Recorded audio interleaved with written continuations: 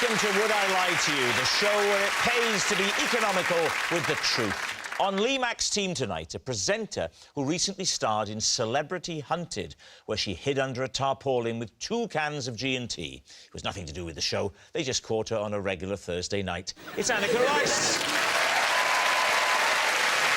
And an actress who currently stars as a forensic scientist in Silent Witness. Acting is in her DNA, and DNA is in her acting. It's Liz Carr.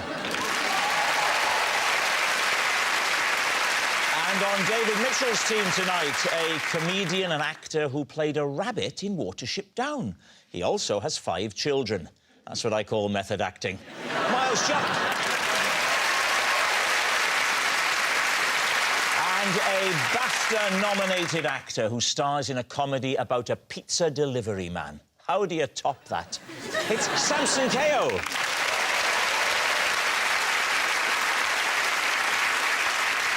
So to round 1, Home Truths, where our panellists read out a statement from the card in front of them. To make things harder, they've never seen the card before. They've got no idea what they'll be faced with. It's up to the opposing team to sort the fact from the fiction. Annika is first up. I once dumped my boyfriend on a plane, then parachuted straight out of the door to avoid dealing with the aftermath. David's team. Wow. So what was the plane? What was the context? It was with the army. I was doing a sort of army exercise because I was being taken on by the Royal Engineers as a sapper, a celebrity sapper, and I had to detonate a bomb and do all sorts of things. And one of the things was a parachute jump, and my boyfriend came with me sweetly. Am I the only one who doesn't know what a sapper is? No. No. David, like the army. David has an awareness of the military. What is a sapper? What do you mean I have an awareness of everything? A sapper is a sort of soldier. Thank you. That's me. Did you plan on breaking up with your boyfriend Well, this trip? it wasn't going well, and I thought I had been trying to work out the exact moment when it would be good, and he really wanted to come with me on the day, and to be honest, I wanted to go on my own because there's just going to be me and about loads of soldiers. 1,000 soldiers. We've all had days like that, Annika. And as the day progressed, I just got more and more annoyed that he was there. And then we went up in the aeroplane, and he just said, "I don't think things are really going well. You seem a bit distant today." And I just said, "I don't think it's working." And the man in charge was thinking, I hope she doesn't mean the parachute. Was he then going to follow you? Was your boyfriend jumping No, as he well? didn't have a parachute. Oh, right. So he Well, I hope he didn't. didn't just out of instinct follow you. Come back. Is your love admin, do you think, a reasonable use of our defence budget? I mean... what? I mean, if What was the altitude when you jumped? I don't know. Well, you must... They didn't say. Does 1,000 feet, 15... Who parachutes? 1,000 feet? I mean, That's low. I would say 8 to 12 or something like that. 8 to 12 feet.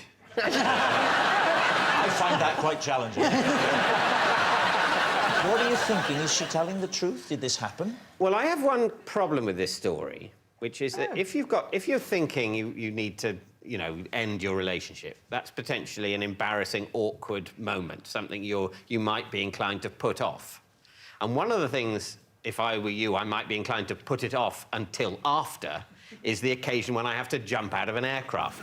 Because This is why there's never been a popular programme called Challenge David. Well, yeah, but... People would set you some brave challenges and you'd very calmly and rationally explain why you couldn't possibly do them.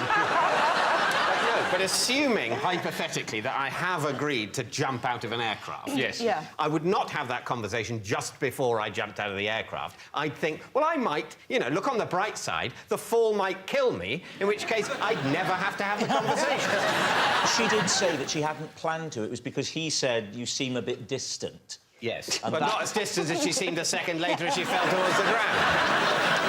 Samson, what are you thinking? I can't buy it. Like, I would have just broken up with him on the ground. I think it's almost certainly true. Almost certainly true. Yeah. So what are you going to say, David? I think it might be true. Annika, jumping out of a plane and breaking up, was it true or was it a lie? It was a lie.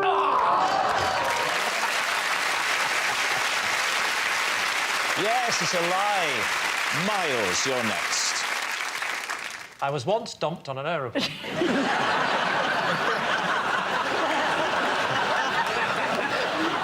have just signed a publishing deal for my gritty debut crime novel, featuring the exploits of detective duo Nice and Spicy. Is it hyphenated nice and spicy? Oh, no, there's a duo. One is called Nice, Jeremy Nice. Did you think there was only one of them called Nice and Spicy? Hello, I'm Detective Inspector Nice and Spicy. Detective Inspector Nice and Spicy and his partner, who has no name at all. It's a duo. Jeremy Nice, Ian Spicy. So you sat down with a blank piece of paper and you came up with nice and spicy. Well, there's a backstory, because OK. Jeremy, when it starts, he's quite sad because the person he worked with, Mark Cheap, died. So it used to be nice and cheap. Yeah, that's right. Yeah. What sort of men are they, Miles? Well, Jeremy is incredibly tall, and Ian is incredibly short. Right. And that means they're one of the few people on their force that are given a police car with a sunroof. Have you written a book before? Yeah. What was your other book called? Other books. How many books have you written? Well, this is the third. So the two, if you want me to do all the maths for you. What? Presumably you do. It's funny, isn't it? Because a lot of people with an Oxbridge education, they can come across as condescending and a little bit... And yet you somehow carry off beautifully, Miles. This is because I don't have an Oxbridge funny. education. Because a lot of... Oh, you don't have an Oxbridge education? What do you have? Just an accent. And what's this one called again? It's called Blood in the Water. What's the plot of Blood in the Water? Well, I'll tell you how it begins. I'm not Nasty urinary tract infection. No, I don't want to tell you too much of the plot. That's the whole point of the whodunit. Don't worry, I'm not buying All it. I'll say... In fact, I've got a feeling nobody's buying it. So, what do you think? I think it's a lie, Annika. Do you think it's a lie? I think it's a lie, personally. You think it's a lie? Yeah. Liz? I think it's a lie. I'll say a lie. Right, Miles, it sounded lovely. Was it true or was it a lie? It is, in fact, a lie. Yes, it's a lie. Miles hasn't written a novel about the detective duo Nice and Spicy. Our next round is called This Is My, where we bring on a mystery guest who has a close connection to one of our panellists. This week, each of Lee's team will claim it's them that has the genuine connection to the guest. It's up to David's team to spot who's telling the truth. So please welcome this week's special guest, Roy.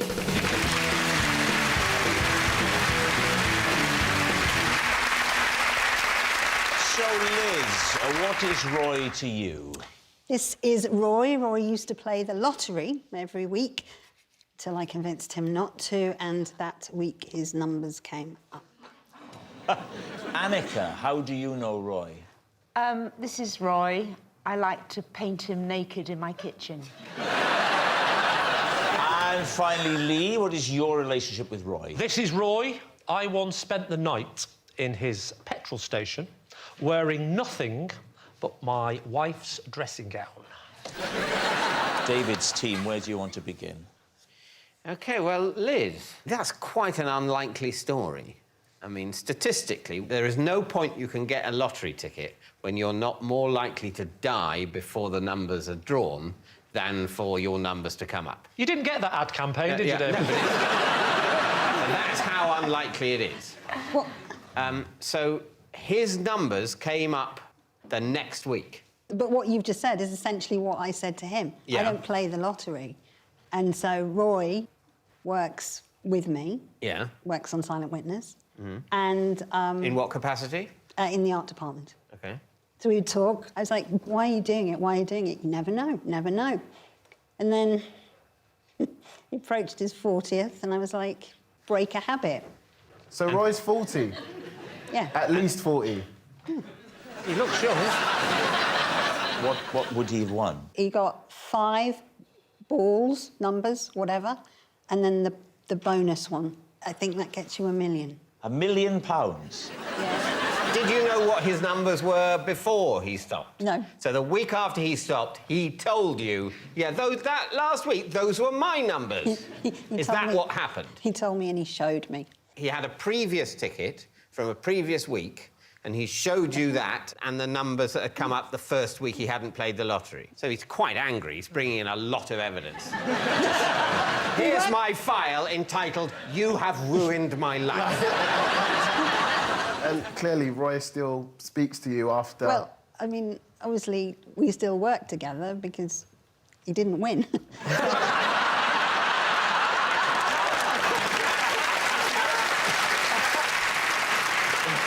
Right, David, who would you like to question next? OK, Annika, you like to paint him naked? Yeah. Why? Because Roy, lovely, beautiful Roy, as I call him, is a life model. And so he comes round to my house sometimes and gets... Strips, and I paint him. Would you be prepared to paint him fully clothed? Or is I thought you that were going to say, would you be prepared to do me on a Wednesday? if I pay you... What medium, Annika? Are you in charcoal, I work oils? in oils. I do You're like... an oil. I'm an oil person Yes. with Roy quite a lot. What, he covers himself in oil and then you paint it? Oil paint. Oil paint. Oh, I was about to say, big man, what are you dealing with, now? How long have you been painting? About 10 years, properly. And Roy is one of the regular models. Do you pay Roy? Yes, you pay him. So He's a what professional happens? You model. make an appointment with him. I make an appointment. Ding dong. He comes to... Is that his nickname? No, you're at home. You've got your equipment out. Got it Ding all dong. right. And then now he doesn't arrive naked, does he? What No, happens? No, he... Oh, go on, you can work it out, Rob. So I've got a studio next to the kitchen if I'm doing big oil painting in the studio. Oh. But then we go into the kitchen and I'll carry on sketching and things. And because he's been painting he's still naked, nude he's at this still point. naked. Because Yeah. I know him so well, he doesn't bother to put a pant on or anything like that. Not a single solitary pant. How many variations of a naked man can you do? Not that you're telling the truth, because I am. What you don't know about Roy is he does the most extraordinary dynamic poses. So Oh, different it's pose every week? endless. Oh, it's endless. Can you show it? I'd No. love to see it. I'd love to Please see show us, yes. Well, I I'm sorry, can't- you're trying to make it all tasteful. All we're thinking of the blokes. No, Is he- it with the fruit bowl again, Annika? He can do the most I'm not holding those grapes again. 3 hours that's all last time. Especially with my hands on my head. I can't hold my grapes for those. Why don't you position Lee Yes, into how would some you of the poses that you enjoy with Roy? And take your time over this, Annika. Okay, one last thing. Lee, Yeah? please don't take your clothes off. OK. So after a cup of tea, you are going to take your clothes off and Right, I'll hold hold the that. tea. Yeah. So what sort of poses do you I'm normally still do, taking Lee? my clothes off. I've got the pants on. I'm leaving them on for a second. Yeah. Thought I'd do this one. This is it. OK, I've got the T-shirt off yet. I'll just mix my paint. Right, now I'm down to my pants. Lovely. Yeah. So, are you going to... Could you... Well, look the other remove way. your pants? Look away? Why do you want to look away? Because I'm not working yet. It's when I say go. OK. Look, I can't do it if you're going to look at me. Can you look the other way? Roy, get round here as quick as you can. Annika, you haven't put the heater on.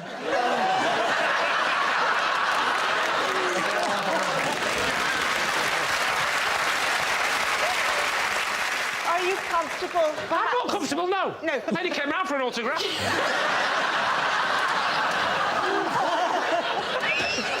Should we see what sort of position Hang on, let me see the cash first. You have to count it. I'm doing trying to put it in there, but I've got nothing on. Is that going in the folds of my skin? What do you want me to do? What Get position? on your knees. On my knees.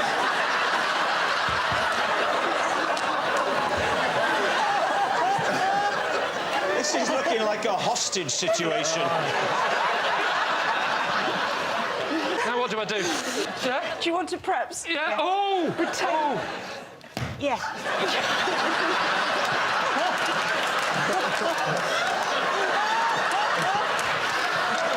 Hang on. Is someone going to fire a gun?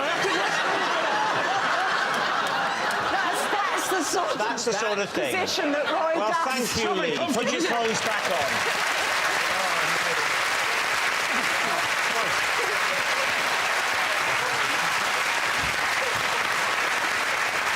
All right. What about Lee? So what is the... I've forgotten myself. This is Roy. I once spent the night in his petrol station wearing nothing but my wife's dressing gown. Why are you in the petrol station overnight? Because I got locked out of my house. How did you get locked out of your house? Well, I went out of the house, didn't have my keys. I mean, how'd you do it? Why were you only wearing your wife's dressing gown when you left the house? I was at home, alone. My wife was away. It was about 2 or 3 o'clock in the morning, and I suddenly woke up in a cold sweat because I hadn't put the bins out. And I panicked, and I suddenly got up out of bed, and I like to wear just my pants in bed. Tell me if it gets too arousing. So I grab what I think is my dressing gown from the back of the bedroom door, and I realise straight away that it's my wife's. But I think I'm only taking the bins. It's only like a quick second job in it. So I go downstairs because that's where the front door is. Yes. And we used to have it on the middle floor, but many injuries. And so I went out the front door, and I just did that with my hand. Oh, turn round, slam, like that. So why don't you go, like, next door or something? It's 2 o'clock in the morning, and I live in a castle. Now, you walk barefoot Well, no, human feet. to the garage. I walked to the garage. And what do you find there? I found Roy, and he was reading a paper, because there's not much business at 2 o'clock in the morning, you know. And I remember he went...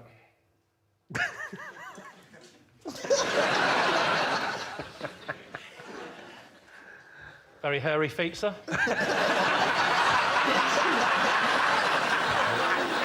I said, I've locked myself out. Is there any chance I could borrow your phone? So I could phone my wife. Where was she? She was at a relative's house. In a safe house.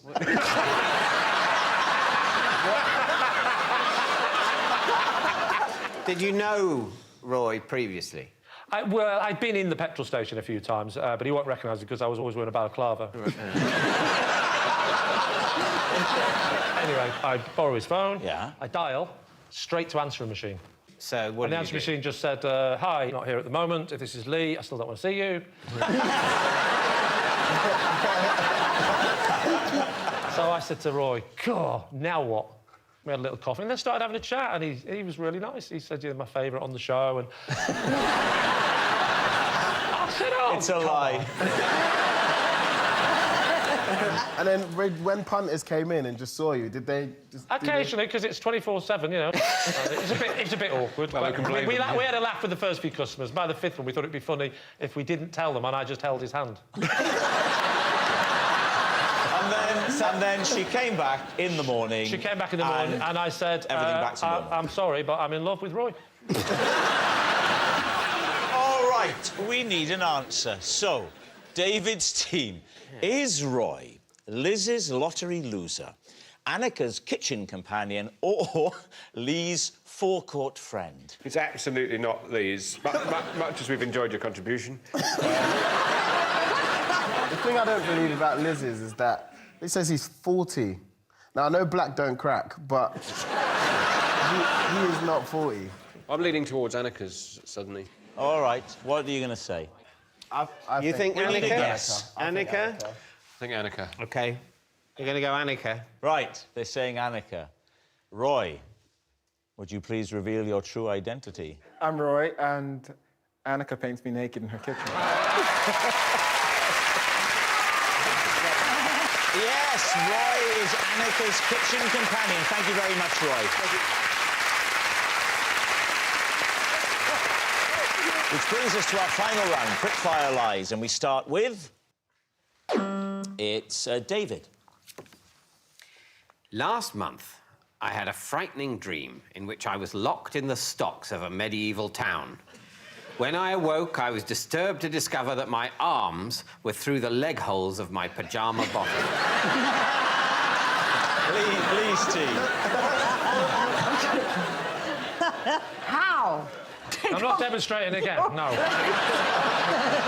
So you mean not only through the top of the pyjama bottom, but right the way through, showing at the end of the leg hole? Yes. I was wearing them, as it were, twice. Tell us about the dream itself. It's impressions. I remember the... Give us those. The smell of manure. Oh, David, not again.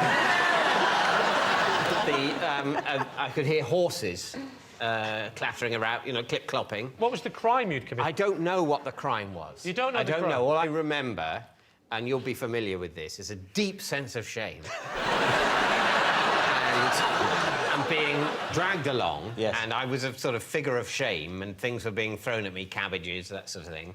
And then I was put in roughly, by which I mean unpleasantly, not approximately, put in the village stocks, yeah. You must have had quite a wide-legged trouser to get yes, your it was quite a, arms yeah. down. I'll be completely honest. My trousers had gone down Yes. a bit. By that point, then, your genitals are effectively sort of trapped in a hinge created by your stomach and your insides. Well, that's Probably why you were that's screaming. the only way I can get to sleep. No, my trousers had gone down to the knees. Right. And my arms were through the trouser legs. Do you really call them pyjama trousers? I suspect I've used both terms. Do you call it a pyjama jacket, the top bit? No. That's pyjama Yeah. top. I actually, to be honest, I call the whole thing a night uniform. All right, what do you think, Liz? Is David telling the truth? It's the pyjama bit I don't believe. You don't believe he wears pyjamas in bed? Oh, that is the only bit I do believe. No, because I think he wears a nightshirt. Yes, good point. I'm not inclined to believe it. Right, OK. Well, say it's a lie. You think it's a lie? I think it's a lie. David, were you telling the truth or were you telling a lie? Well, I was telling a lie. Next, it's Samson. I once got stopped at customs for carrying a suitcase full of biscuits. Please, team. What kind of biscuits? Jammy Dodgers. A suitcase full? Yes. Why were you carrying so many jammy Dodgers? It was a little suitcase. How many packets of jammy Dodgers was in it? About 22? I should say at this point, other biscuits are available. Hobnobs, Choco Leibniz, Bourbons, you name them. Where were you flying to? I was flying to Los Angeles. So is this carry-on luggage getting on, or are they checking your bags when you get off? It was the carry-on thing. Oh, you needed them for the flight? They don't do Jammy Dodgers in Los Angeles. Right, but why couldn't you put them in your main luggage? Why did they have to go on the They plane? crumble. You have to be very delicate. So what I do is I put them in the fridge so they get really hard. And then take the fridge with you? No. That would just be silly, wouldn't it? So I put them... in the... so, because they're really hard... Yeah. Yeah. They won't break. Why did they suspect you? Was it when you I was just coming through and they went through... You know, the guy sits there and he looks at... Yes.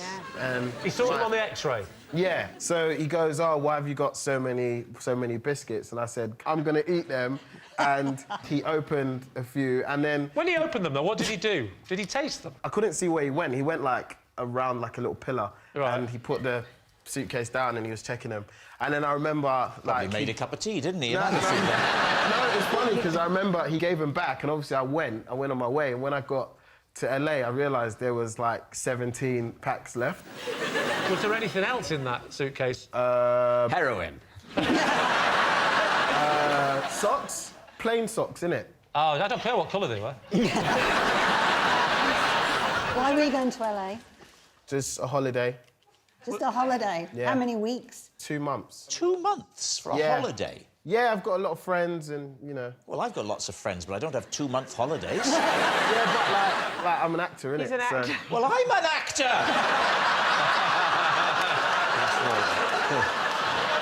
So what's it going to be? Truth or lie? Well, this is saying lie. Is that what you I'm sticking saying with lie? Yeah, absolutely. I'm saying a lie. Oh, I'm going to go with my team. So they're saying it's a lie. Samson, were you telling the truth or were you telling a lie? It was the truth. Next. It's Liz. I had to retake one of my first ever scenes in Silent Witness because I looked far too happy to be watching an anthrax attack. David's team. So, why are you watching an anthrax attack in the scene? There had been an anthrax attack, so we were watching it on the TV.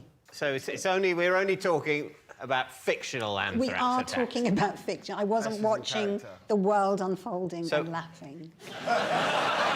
So was it like a big outbreak, pandemic, all forms of law enforcement came out? We are talking a BBC budget, so it was kind of quite a small thing.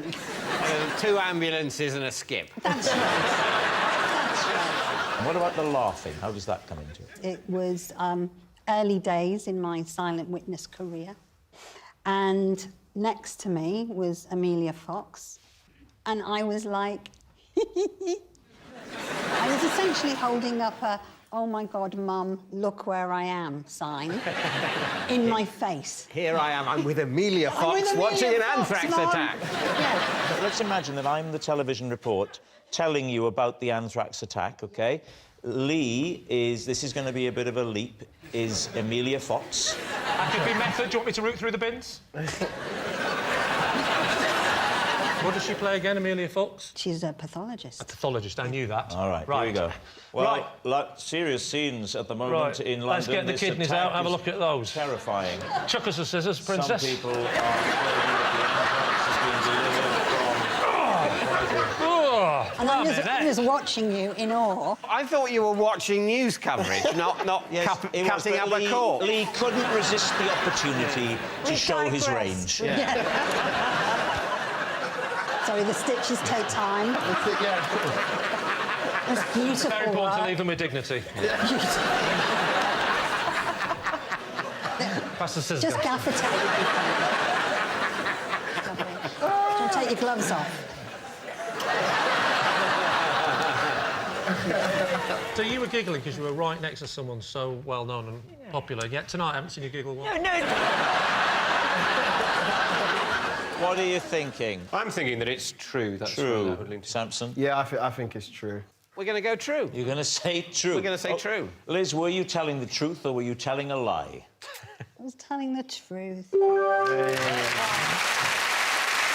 Yes, it's true. That noise signals time is up. It's the end of the show, and I can reveal that it's a draw. Lee has 3 and David has 3.